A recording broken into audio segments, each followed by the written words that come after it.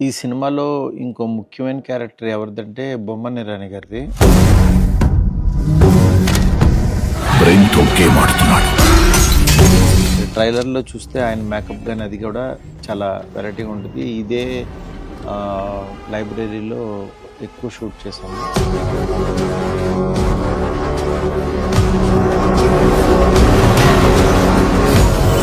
Main ఇందులో బొమ్మన ఇరానీ గారిది ఒక సైకియాట్రిస్ట్గా ఆయన ఇంట్రడ్యూస్ చేస్తాం.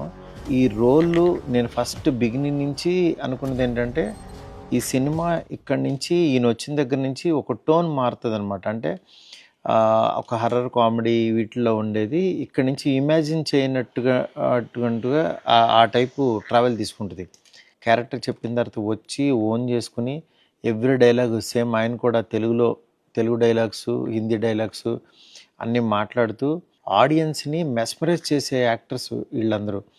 అది ఎందుకంటే 3 ఇడియట్స్ సినిమా జరిగినప్పుడు ఆ క్యారెక్టర్ వైరస్ అనే క్యారెక్టర్ మనందరికీ గుర్తుండిపోద్ది.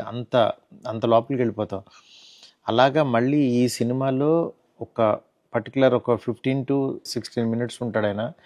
ఆయన ఉన్నంతసేపు మనం ఆయన దాంట్లోకి వెళ్ళిపోతాం. ఆయన డెఫినెట్గా ఆయన్ని ఇంత బాగున్నారు అసలు ఎంత యాక్టింగ్ చేస్తున్నాడని ఒక రకమైన మనల్ని ఆడియన్స్ని ఆయన దాంట్లోకి తీసుకెళ్ళిపోతారనమాట. నేను చెప్పడం కంటే మీరు చూసినప్పుడు మాత్రం బొమ్మన ఇరానీ గారి దగ్గర నుంచి ఒక స్పెషల్ దీంట్లోకి వెళ్తారనమాట, జోన్లోకి.